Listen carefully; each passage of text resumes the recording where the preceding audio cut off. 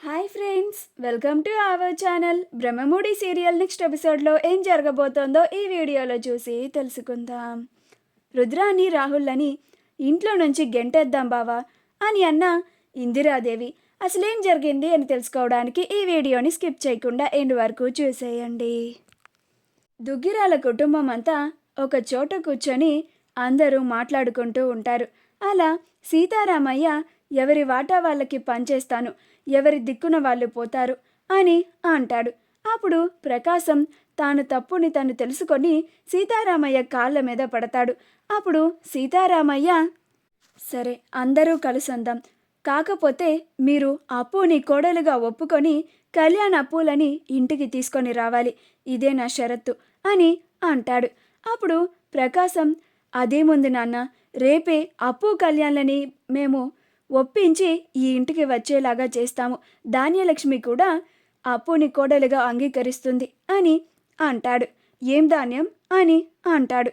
అప్పుడు ధాన్యలక్ష్మి, అవును మావయ్య గారు, ఇన్నాళ్ళు నేను ఆస్తి కోసం గొడవలు చేసింది నిజమే, కాకపోతే నేను ఆ ఆస్తిని ఇవ్వమని అడిగింది కేవలం నా కొడుకు కోసం మాత్రమే. నా కొడుకు ఒక్కడే విడిగా ఉండి కష్టాలు పడుతున్నాడని ఆస్తి ఇవ్వమని అందరినీ ప్రాధేయపడ్డాను, గొడవ పడ్డాను. ఆ ఆస్తి అన్న వాడికి ఇస్తే వాడు కష్టాలు పడకుండా సుఖంగా బతుకుతాడని ఆశపడ్డాను. అదే ఇప్పుడు నా కొడుకు కోడలు ఇద్దరు ఇంటికి వచ్చేస్తే వాళ్ళు కూడా మనతో పాటు చక్కగా ఈ ఐశ్వర్యాన్ని అనుభవిస్తూ సంతోషంగా ఉంటారు. నాకు ఇంతకన్నా ఇంకేం కావాలి? నాకు ఇంకా ఏ ఆశలు లేవు. ఆస్తి మీద ఇంకా ఆసక్తి ఉండదు నాకు. నా కొడుకు కొడలు నా కళ్ళ ముందు ఉంటే నాకు అదే సంతోషం మావయ్య గారు అని అంటుంది. అప్పుడు ఇందిరాదేవి సీతారామయ్యలు చాలా సంతోషపడతారు.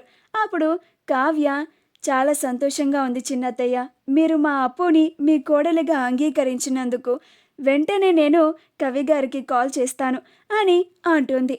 అప్పుడు ధాన్యలక్ష్మి, నువ్వొద్దు కావ్య, నేనే నా కొడుక్కి కాల్ చేసి రేపు ఉదయమే మన ఇంటికి వచ్చేయమని చెప్పేస్తాను అని అంటుంది.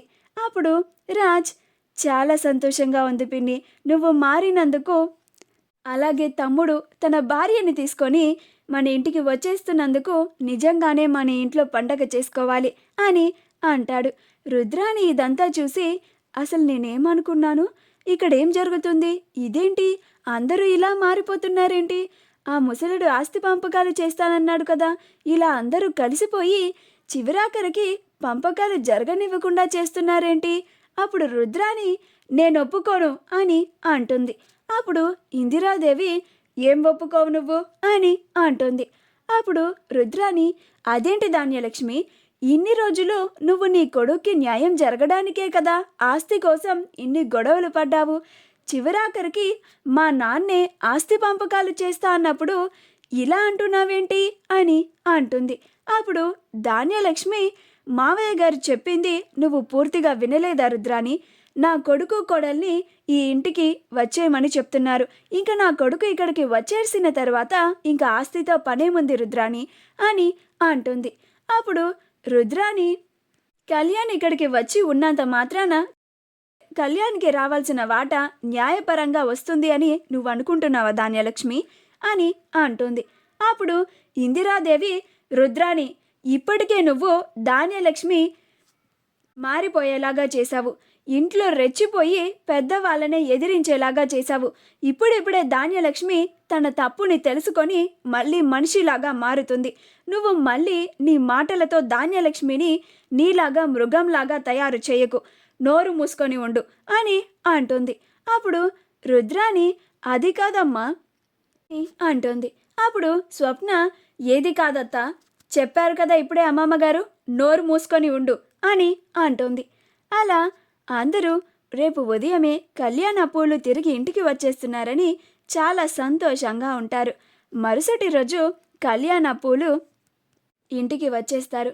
అప్పుడు కావ్య, ఆగండి ఆగండి అని వాళ్ళని గుమ్మం దగ్గరే ఆపి హారతి తీసుకొని వచ్చి,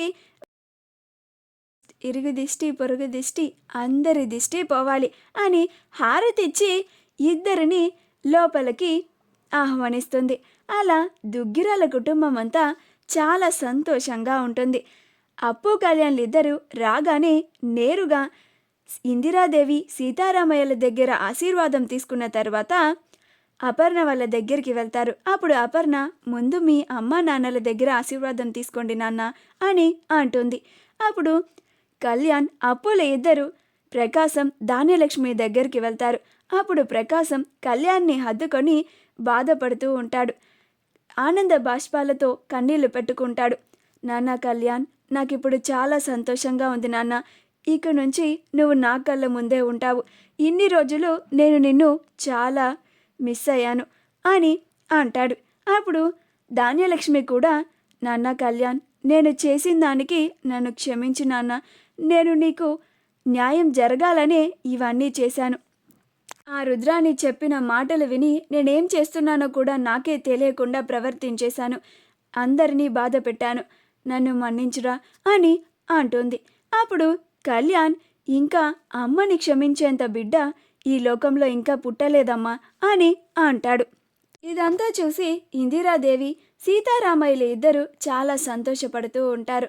అప్పుడు ఇందిరాదేవి, బావా, మనం చేయాల్సిన ఒక పని ఇంకా అలానే మిగిలిపోయింది అని అంటుంది. అప్పుడు సీతారామయ్య, ఏంటది చిట్టి అని అంటాడు. అప్పుడు ఇందిరాదేవి, ఈ రుద్రాని ఇంట్లో ఉన్న అందరి మనసుల్ని పాడు చేయాలని చాలా ప్రయత్నించింది. తులసివనంలో ఒక కలుపు మొక్కలాగా ఈ ఇంట్లో పెరుగుతోంది. అందుకే ఆ కలుపు మొక్కని తీసి పారేద్దామని అనుకుంటున్నాను అని అంటుంది.